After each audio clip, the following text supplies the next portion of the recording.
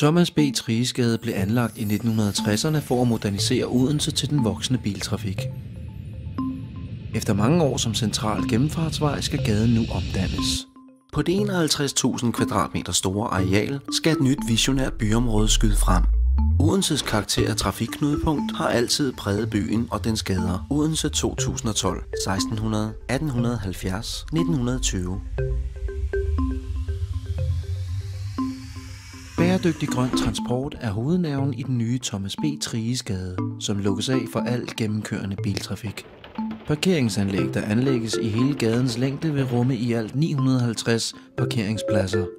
Promenadeforløbet langs med letbanen gentages i P-kælderen i form af et gult fodgængerstrøg. Oven på parkeringskælderen opføres den nye bebyggelse, som i fremtiden vil rumme 4 kvarterer. Det nordligste kvarter er kendetegnet ved en moderne, slank bebyggelse. Kvarteret ved Rosengade-anlægget er bydelens primære beboelseskvarter. På hver side af Handelsgaden opføres 2 nye karréer. Den nordlige karré danner væg mod Fisketorvet. Den sydligste karré udgør bydelens største bebyggelse. Med udsigten til Sankt Knuds Kirke fredeliggøres det nye Albani-torv. Letbanens skinner er trykket let ned i belægningen foran kirken og torvehallen. En samlet og ubrudt gågade midt i byen tilgodeser kig mod Ulsteds hjørne. I stueetagen indrettes en stor åben torvehal. –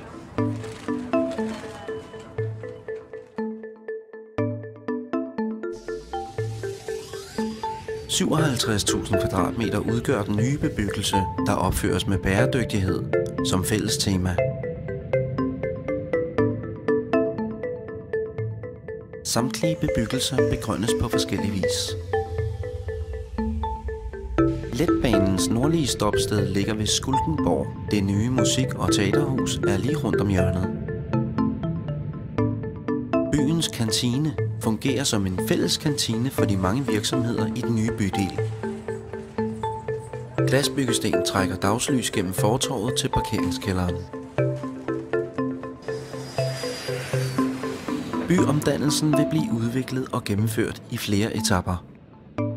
Når bydelen står færdig omkring 2020, vil den rumme små 300 boliger og op imod 1000 arbejdspladser.